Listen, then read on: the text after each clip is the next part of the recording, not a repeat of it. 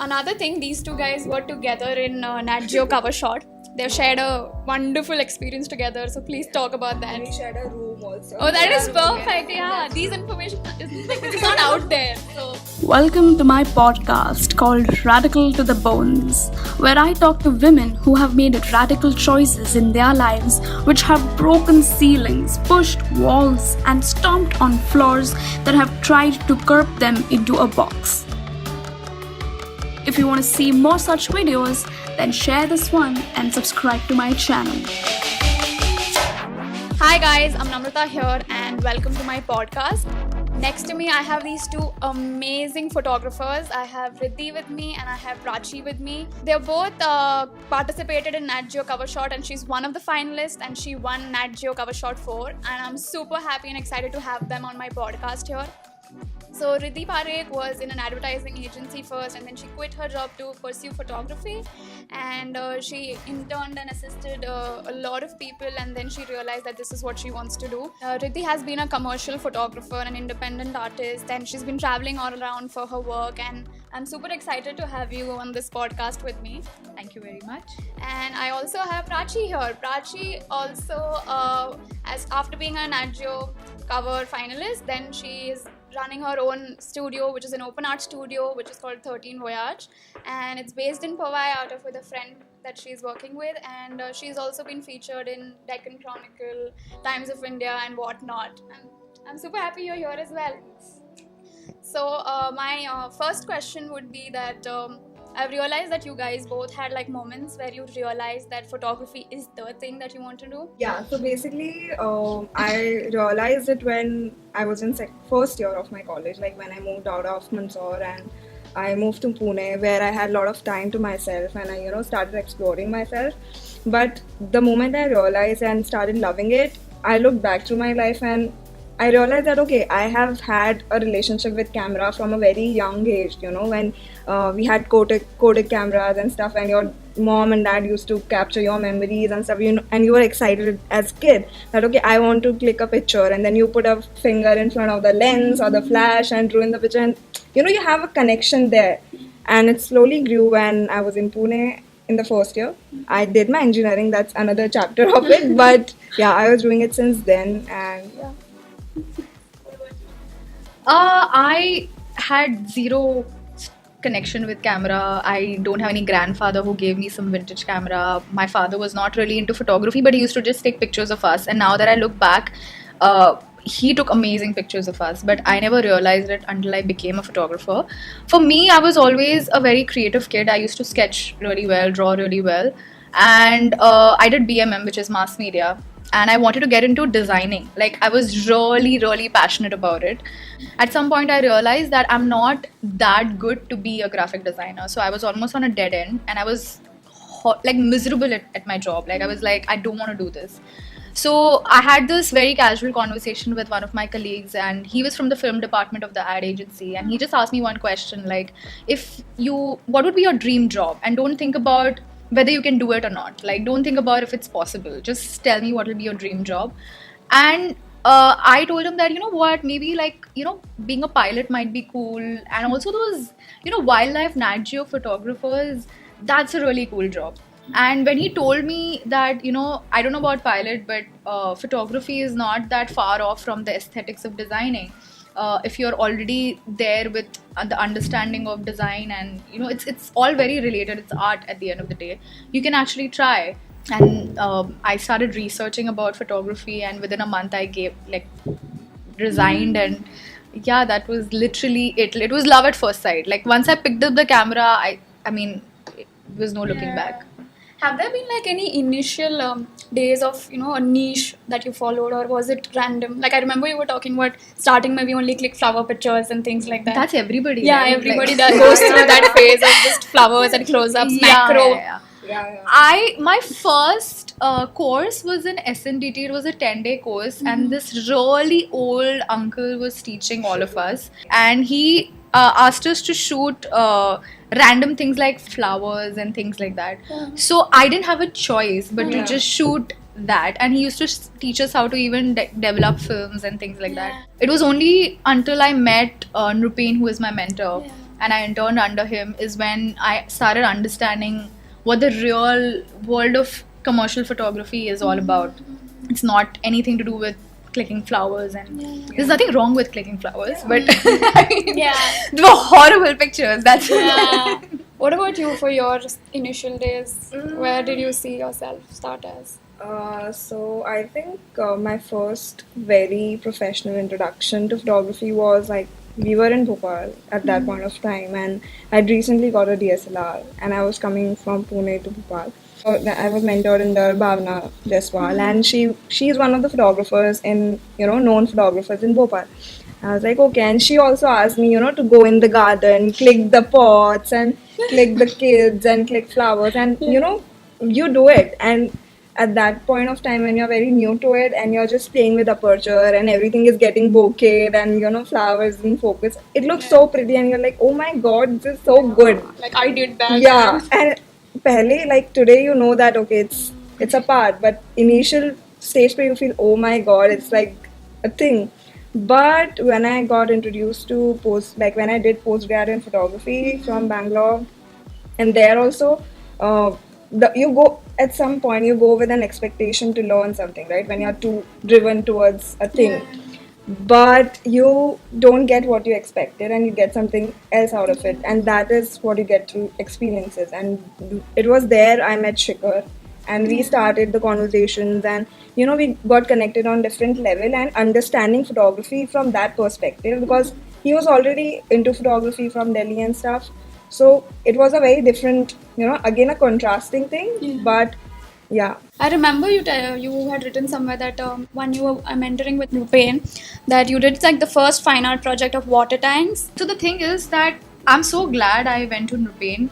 I had actually an opportunity to work under somebody extremely famous at that point, and I was very new to the world of photography. I just knew like 2-3 very prominent photographers that most even layman would know. The very next day I went to interview under Nupain as well, and I met him for 2 hours. He sat down with all my ugly flower pictures and all my bird pictures, and he asked me if I have Photoshop. He sat down with me and he cropped each and every picture and showed me how it should have actually been composed.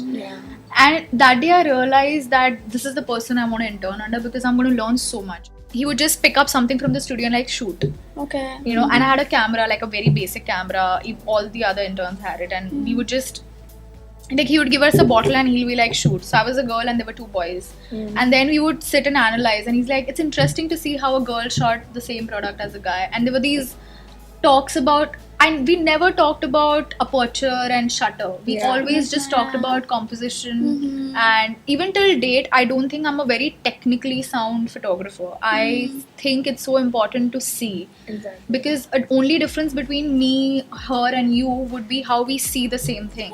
Technicalities are the same. We can shoot with the same camera. How will that aperture is going to be aperture, and 2.8 will always be 2.8. But how you see things, that makes a big difference. And I'm so glad that I had Nupain to teach me that. He told me that when you came to me, I thought this is a hopeless case. He actually told me that, and I'm like, okay, I don't know where this is going. Because I was leaving his internship and I was joining Shari Academy to learn more, study further.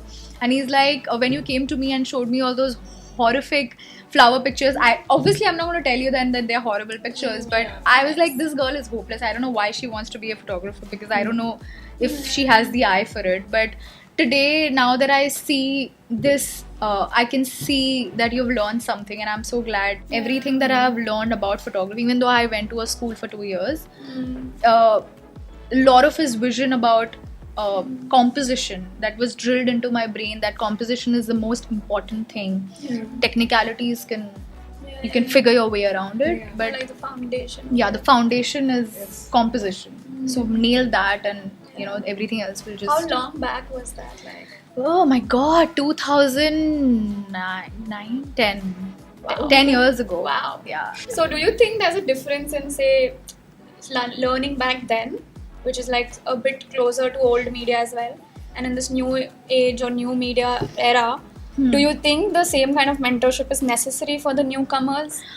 Yes and no. I mean, a lot of the people that I work today with, even photographers, and a lot of times I have to get a bigger team and I have photographers. Most of them are really young and they are also extremely good. But having said that, the only thing I would ask them to do is just slow down. They are in such a hurry to start working, and it took me like 4 years to actually start working professionally. It took me 4 years to learn everything. And a lot of times these young girls and guys, they come up to me and ask me, I don't know how to tell them that please take time to learn.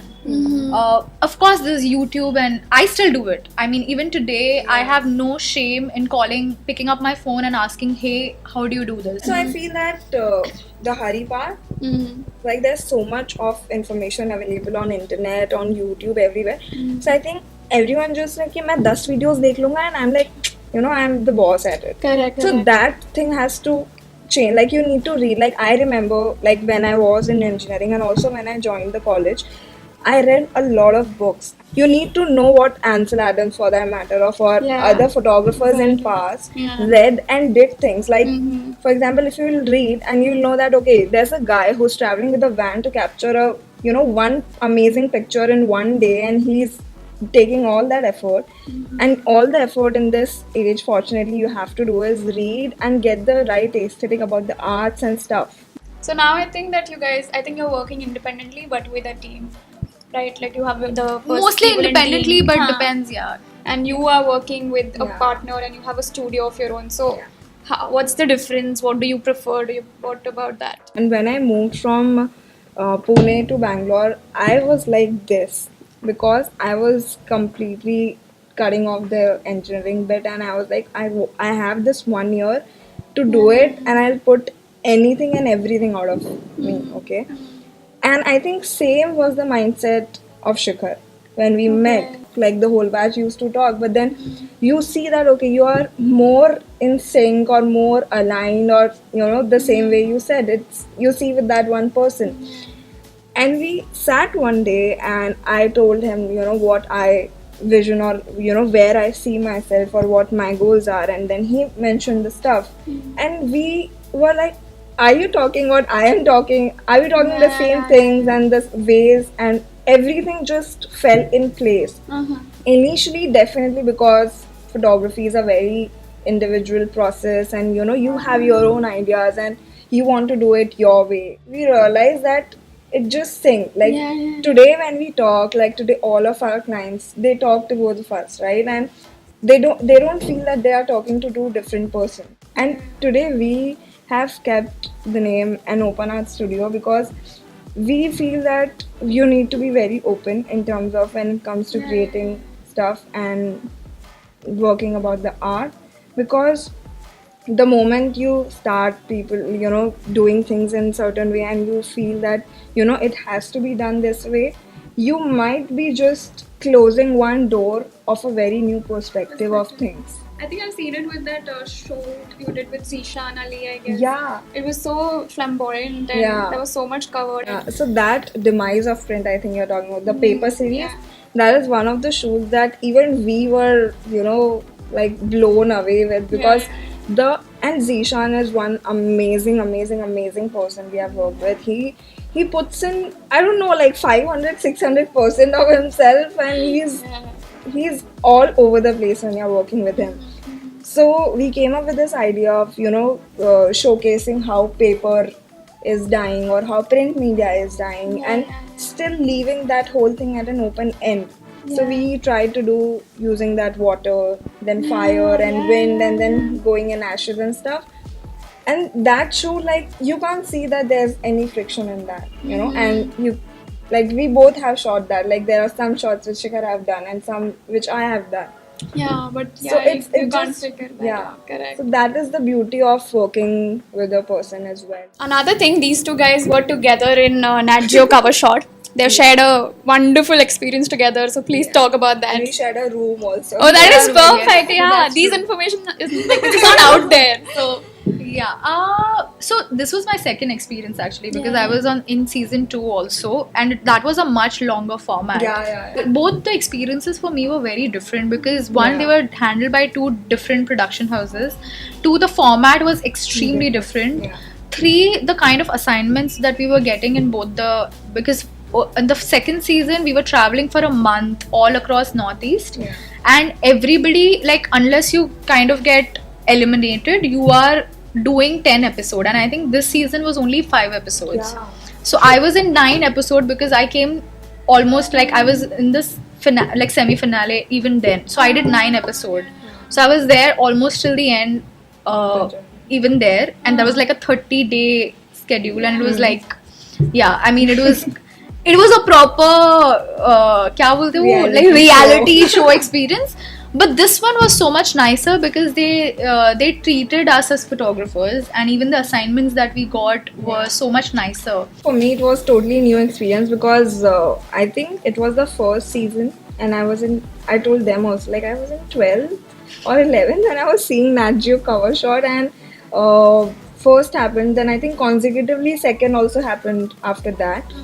And then when I was in third year of my college, like engineering, so then they had put up that, okay, we are coming up with the third season also, and I had sent my entries back then as well, and I didn't get through it. I was like, okay, theek hai. And then again I got a mail for the fourth season. I did the whole drill, and living that whole experience was really good. And I mean, for me, when I went in there, I never thought about, I want this out of this. I was like it was more of a learning, and it was fast paced. Like, the whole experience was fast paced, and you are with photographers, and you are with people with varied perspective. One is shooting documentary, one is doing weddings, one is doing fine art, and like, it was like what you learn in certain amount of time. Those 5 or 6 days were enough to learn from the people around you, from the mentors you have, and it was pretty smooth. Like, you can just go to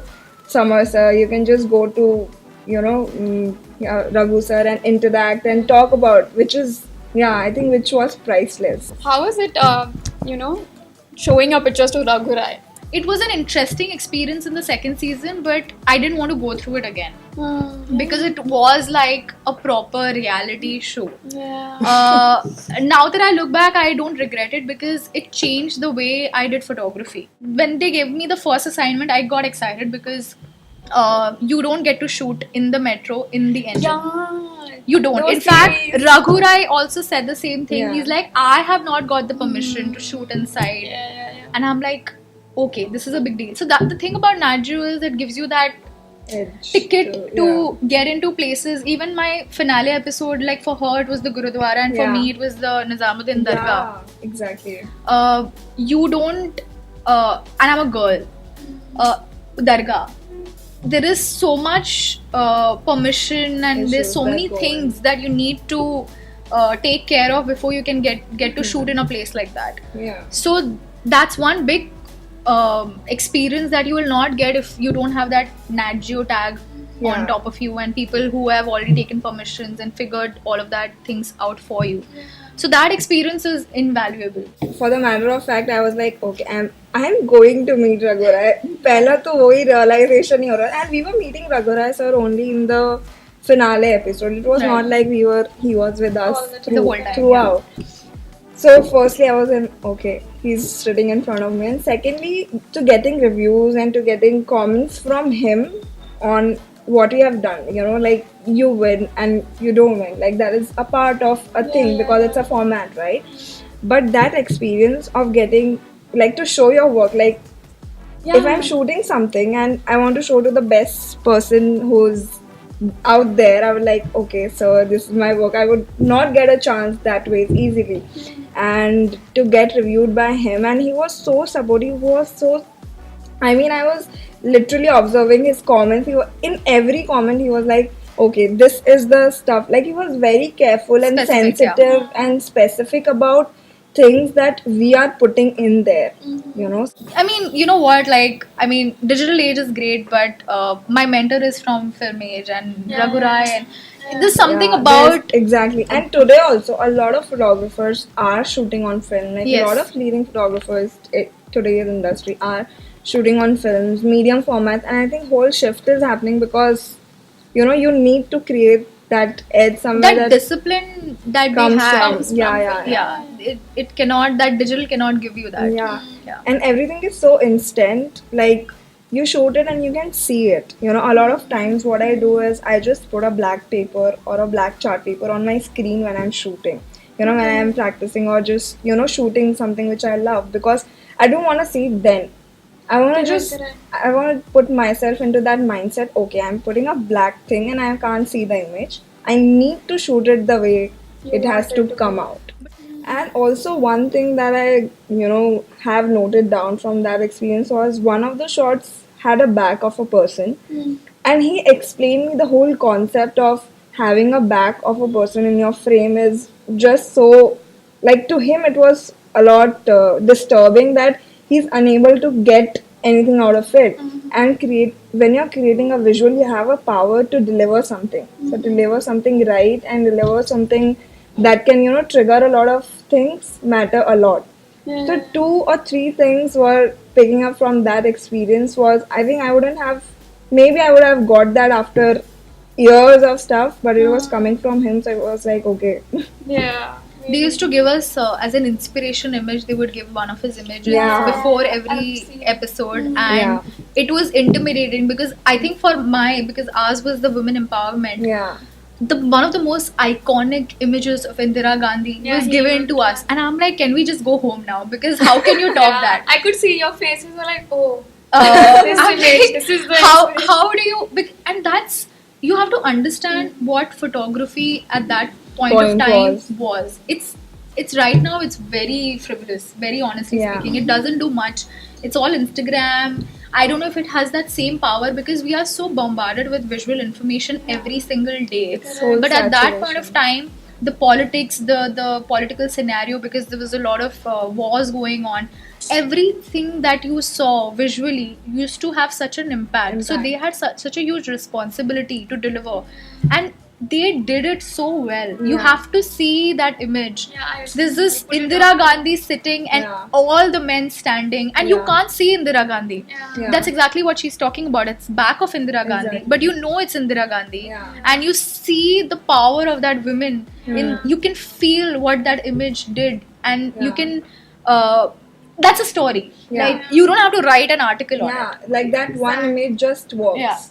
And I think that is what I keep in mind whenever I am shooting. That एक image, you want to create one standalone image, जिसमें you don't have to explain, you know, back and forth that, you know, this happened, that happened. And I struggle a lot with writing Instagram captions and stuff because you are meant, I mean, you need to write them. Ironically, I write a lot. Yeah. I think the only thing I would tell whoever is trying to hear this podcast, I'm assuming that you want to get into photography. The only piece of advice is that please do not stop being a student. No matter what you're doing in life. I mean, even if you're not a photographer, it applies to everybody. So do not stop learning and be as humble as you can. And photography, one thing you need to be a photographer is patience. If you do not have that, then I really don't know how far you will go in life. And I know it sounds very philosophical, but no, there are times when you have to wait for 5 hours and still keep your brain alive.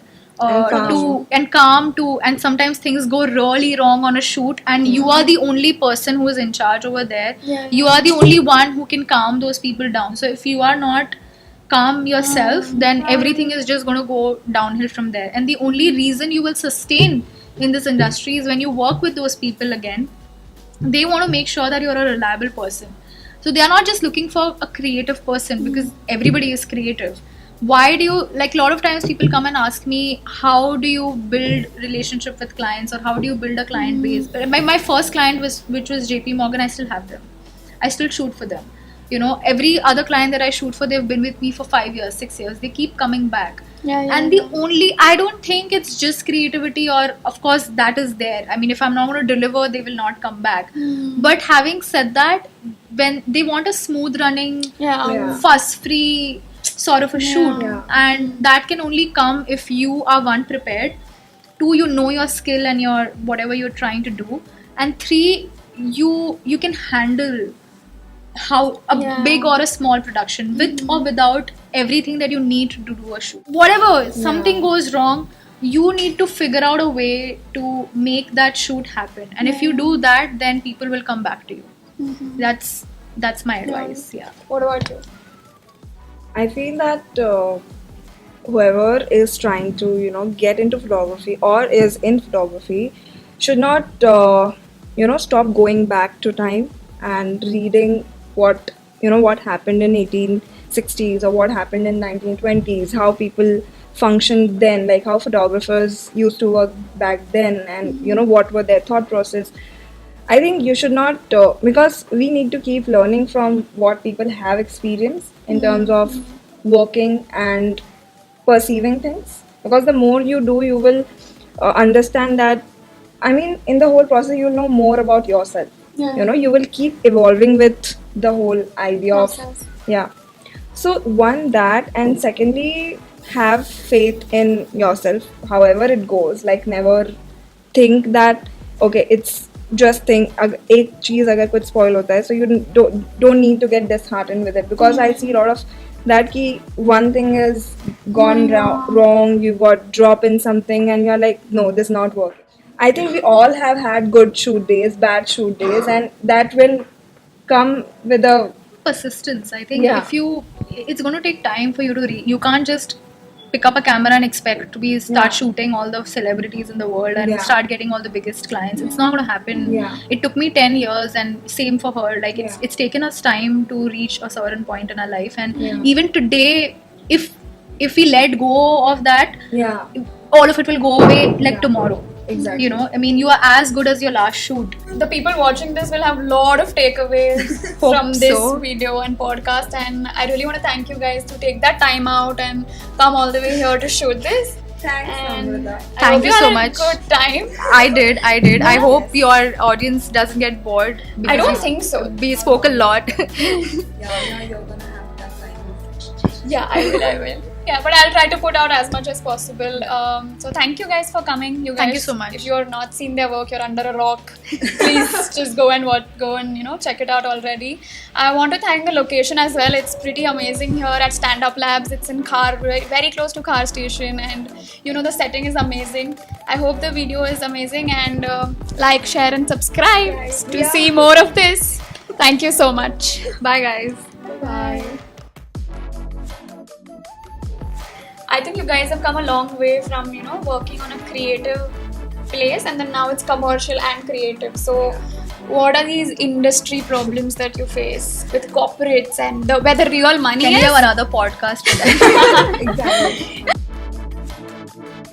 So working with a creator is always fun because you get to learn so much. You get to learn so much, yeah.